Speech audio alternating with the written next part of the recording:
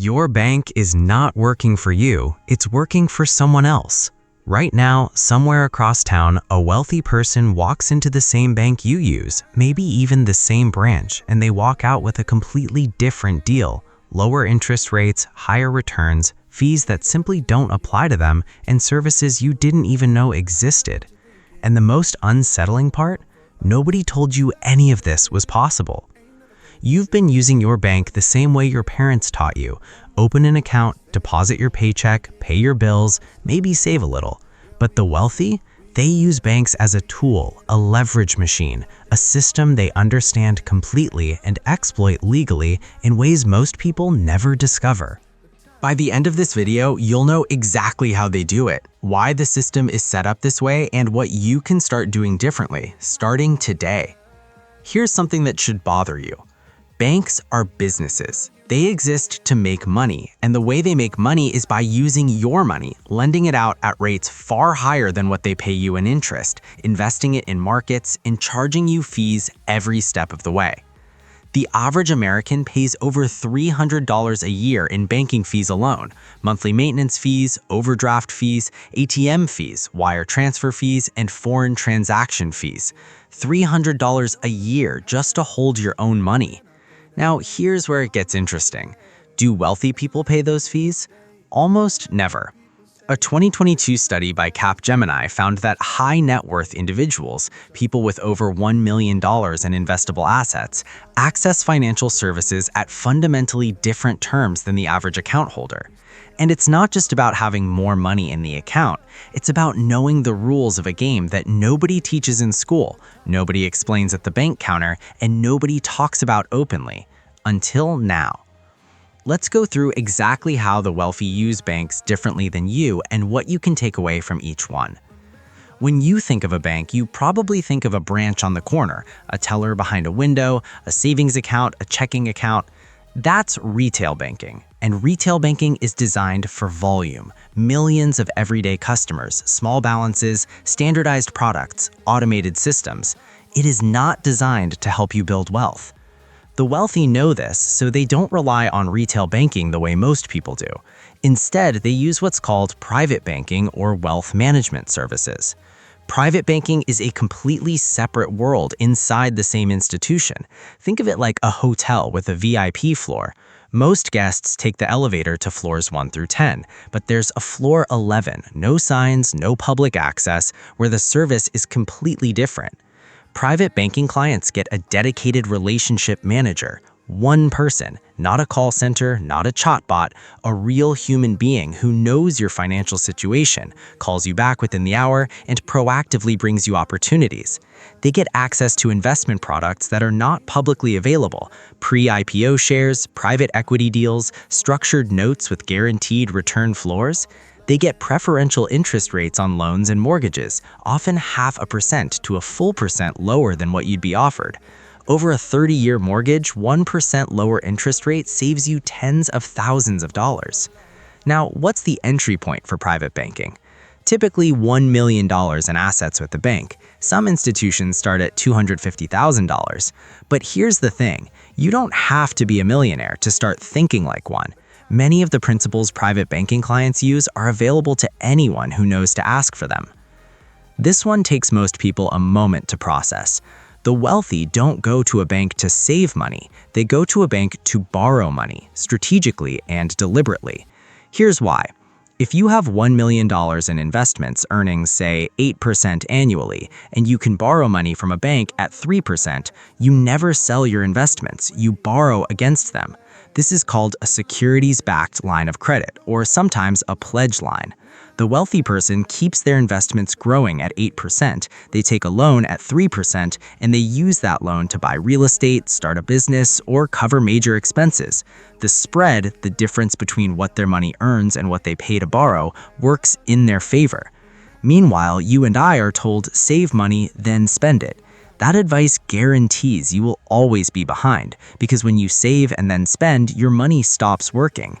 When you borrow strategically against assets while those assets keep growing, your money never stops working.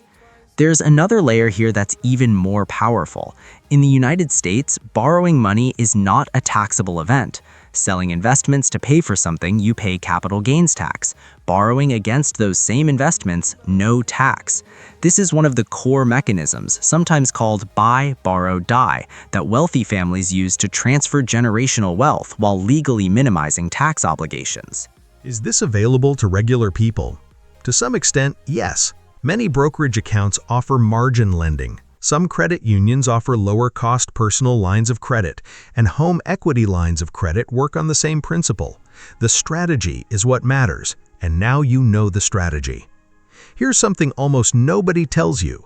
Bank fees are negotiable, almost every single one of them. Monthly maintenance fee? Negotiable. Wire transfer fee? Negotiable. Overdraft fee? Negotiable. Mortgage origination fee? Negotiable. Interest rate on a personal loan? Negotiable. The wealthy know this instinctively. They negotiate because they've been in environments where negotiation is normal. Business deals, real estate transactions, salary discussions. But most people walk into a bank and treat it like a grocery store where the price on the shelf is the price. It's not. Banks have retention budgets, discretionary fee waiver authority, and rate adjustment windows that never get advertised. A branch manager can waive fees, a loan officer can offer you a better rate if they think you'll walk out the door, and a customer service rep has a button on their screen that says fee reversal, and they use it constantly for people who ask. Research from NerdWallet found that 83% of Americans who asked their bank to waive an overdraft fee in the past year were successful. 83%! But the vast majority of people never ask. They see the charge, they feel a flash of irritation, and they move on. Here's what you do instead. Call your bank. Be polite, be direct, and say, "I've been a customer for X years, I have X products with you, and I'd like to request a fee waiver on this charge." That's it. That single sentence has a better than even chance of putting money back in your pocket. And when it comes to interest rates, especially for mortgages and auto loans, always get a competing offer first. Walk in with a written offer from another institution and watch how quickly your bank becomes flexible. The wealthy do this reflexively. You can too. Most people think of their bank relationship as one-directional. The bank has something you need, a place to keep money, a loan, a credit card. You come to them, you accept their terms, and you leave. Wealthy clients think about it completely differently. They understand that they are worth something to the bank.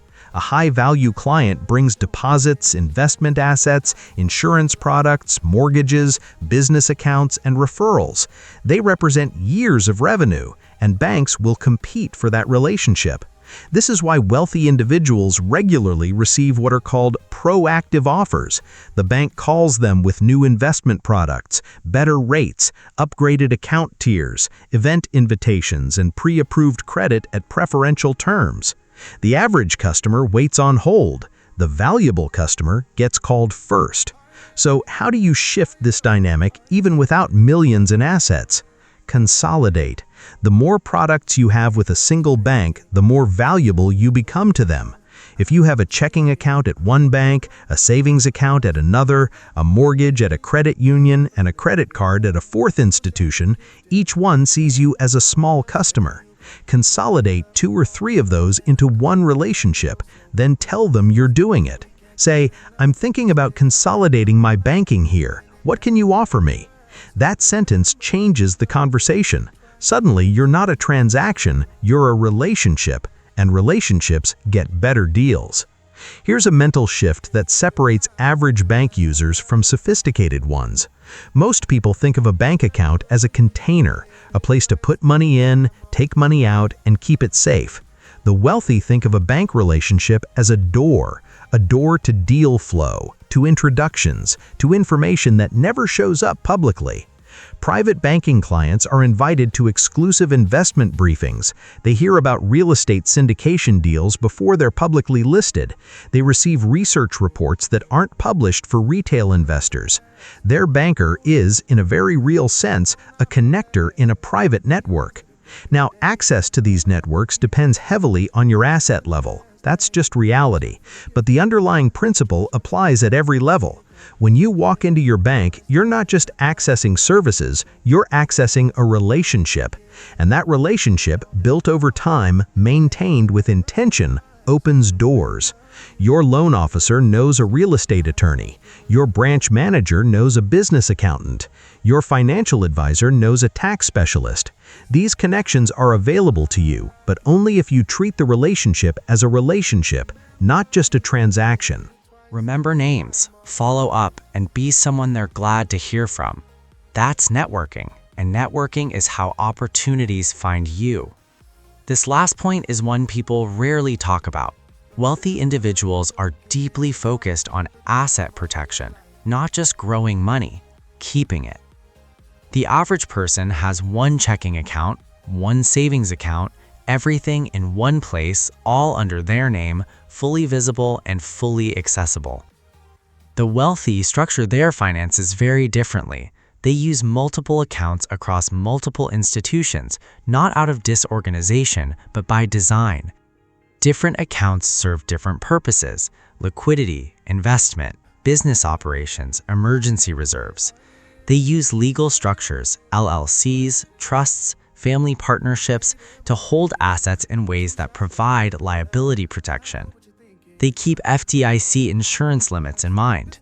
In the United States, FDIC insurance covers up to $250,000 per depositor per institution.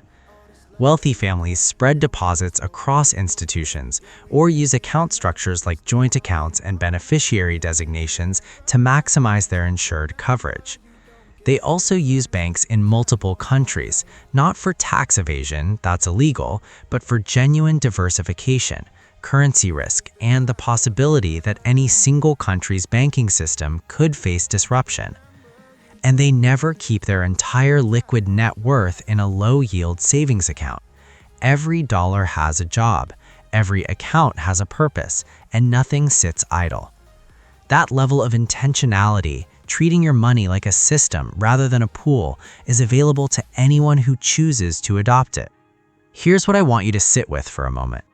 Everything we just talked about, private banking, wealth management, strategic borrowing, negotiating fees, consolidating relationships, using banks for access, protecting assets intentionally. None of it requires a specific income level to understand.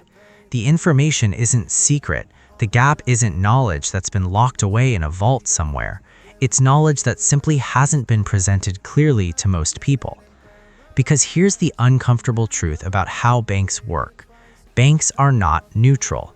They offer different products, different rates, different services, and different levels of attention based on how much value you bring to them. A customer with $10,000 in a checking account and a credit card is worth a certain amount of revenue.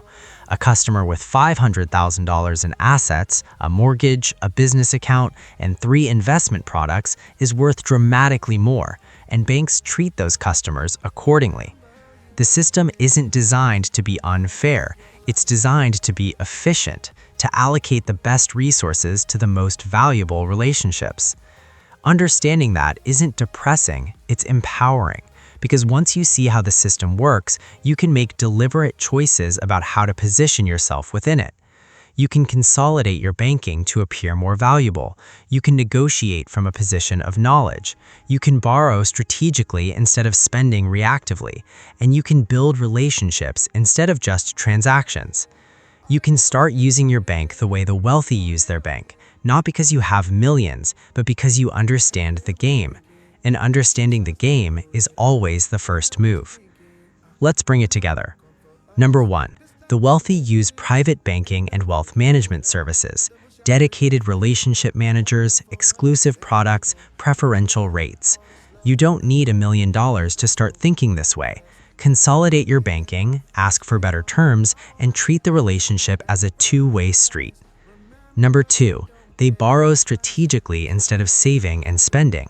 They keep their money working while using credit as a tool. Understanding the difference between reactive debt and strategic leverage is one of the most valuable shifts you can make. Number 3, they negotiate everything: fees, rates, terms, and they win more often than not because they ask. Start asking. Here's the one thing you can do today. Call your bank, ask what account tier you qualify for based on your total relationship, ask what fees can be waived, and ask what rates they can offer on your next loan. You will be surprised by what becomes possible the moment you ask. If this video gave you something useful, something that genuinely changes how you think about your bank, share it with someone who needs to hear it. And if you want to go deeper, the next video covers exactly how banks calculate your credit score, what they actually look at, and the legal ways you can change that number faster than you think. That one's worth your time. See you there.